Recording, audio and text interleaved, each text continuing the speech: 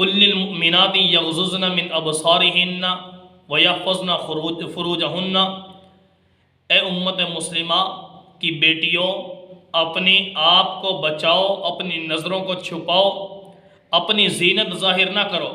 ولا یضربن بارجلہن، کہ تم اپنے ٹاپ، اپنے پاؤں کی بھی آواز کو چھپاؤ۔ اور قرآن بتاتا ہے یا ایھا النبی قل لازواجک وبناتک ونساء المؤمنین یدنین علیہن من جلابیبہن، کہ امت مسلمہ کی بیٹی، نبی کی بیٹی، نبی کی بیویوں، تم اپنے آپ کی حفاظت کرو۔ جب بھی گھر سے باہر نکلنا ہے تو اپنے چہرے پر چادر ڈالو، اپنی زینت کو چھپاؤ۔ عورت کے وجود کا پردہ ہے، عورت کے چہرے کا پردہ ہے، عورت کے لباس کا بھی پردہ ہے، عورت کی زیب و زینت کا بھی پردہ ہے۔ آج فیشن کا دور ہے، ایسا ایسا لباس پہنا جاتا ہے جو پرکشش ہوتا ہے۔ تو پیارے نبی علیہ السلام نے فرمایا کوئی بھی ایسا معاملہ جس سے غیر کو اس بات کی طرف اشارہ ملے کہ یہ عورت ہمیں اپنی طرف مائل کرنا چاہتی ہے، یا اپنی زیب و زینت دکھانا چاہتی ہے، یا اپنی خوشبو ایسی لگا کر جا رہی ہے، اپنی زینت کو ظاہر کرتی جا رہی ہے جس سے چاہتی ہے کہ میں لوگوں کو اچھا لگوں، تو میرے محبوب علیہ السلام نے آج سے 1450 سال پہلے ارشاد فرما دیا تھا کیا؟ کاسیاتن عاریاتن، کچھ عورتیں ایسی ہوں گی لباس پہننے کے باوجود بھی ننگی ہوں گی۔ وہ کیسے؟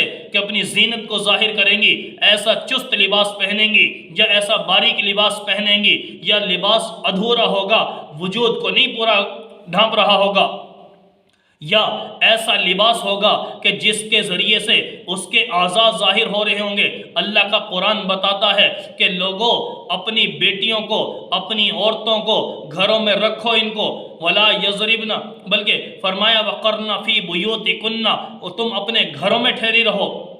ولا تبرجن تبرج الجاہلیت الاولی، ایسے زیب و زینت کو ظاہر کرتی نہ نکلو۔ لیکن آج وہی دور بن چکا ہے، وہ دور آ چکا ہے کہ لوگ ساری وہ بے حیائی والا ماحول اپناتے جا رہے ہیں۔ میرے بھائی، اللہ کے نبی علیہ السلام نے فرمایا اگر کوئی عورت ایسے کر رہی ہے تو اس کا مقصد کیا ہے؟ گویا کیا فرمایا؟ مائلات ممیلات، اس کا مقصد ہی یہ ہے کہ لوگ میری طرف مائل ہوں، میں اپنی طرف مائل کروں لوگوں کو، اور ممیلات، اور میں اپنے آپ کو گویا دوسروں کی طرف مائل کروں۔ اگر یہ باحیا ہے، باعزت ہے، باغیرت ہے، تو یہ عورت کبھی اپنی زینت کو ظاہر نہیں کرے گی، نبی کے فرمان کے خلاف نہیں کرے گی۔ اس طرح اوپن نکلنا تو اس بات کی دلیل ہے گویا اللہ کے نبی نے جو فرما دیا، ان کا مقصد صرف یہ ہوگا کہ میں اپنے آپ کو دوسروں کی طرف مائل کروں اور دوسروں کو اپنی طرف مائل کروں۔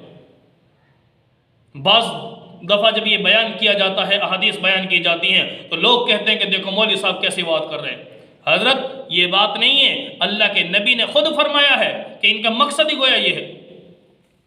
اور اسی وجہ سے ایک اور حدیث میں پیارے نبی علیہ السلام نے فرمایا جو عورت اپنے آپ کو ایسے حلیے میں، ایسے انداز میں نکالتی ہے، زیب و زینت کو ظاہر کرتی ہے، اس سے گویا خوشبو آ رہی ہے، یا اس سے ایسے معاملات شو ہو رہے ہیں، تو پیارے نبی علیہ السلام کی حدیث کا مفہوم ہے کہ وہ عورت بدکار ہے، وہ عورت زانیہ ہے گویا۔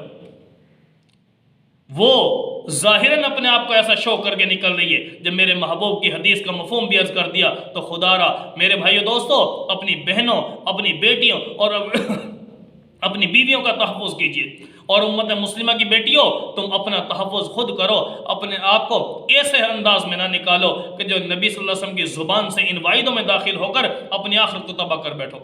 خدا را گزارا کرے، خدا را گھر میں بیٹھی رہیں، خدا را اپنی زیب و زینت کو چھپاؤ، اللہ کو راضی رکھو، محبوب کو راضی رکھو۔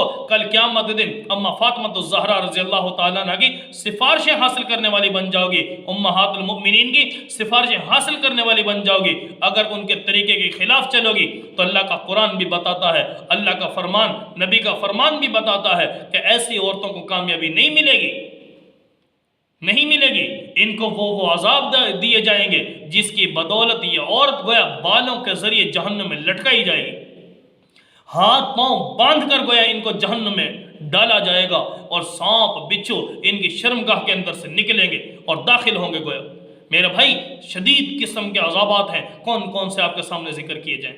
اس سے بھائیو دوستو اسی بات پر اکتفا کرتا ہوں، اپنی عزتوں کی حفاظت کیجئے، اپنی زیب و زینت کو چھپائیے۔ اللہ کا قرآن، اللہ کے نبی کا فرمان جو ہمیں تعلیم دے رہا ہے، اسی کے مطابق اپنی زندگی کو ڈھالنے کی فکر کیجئے۔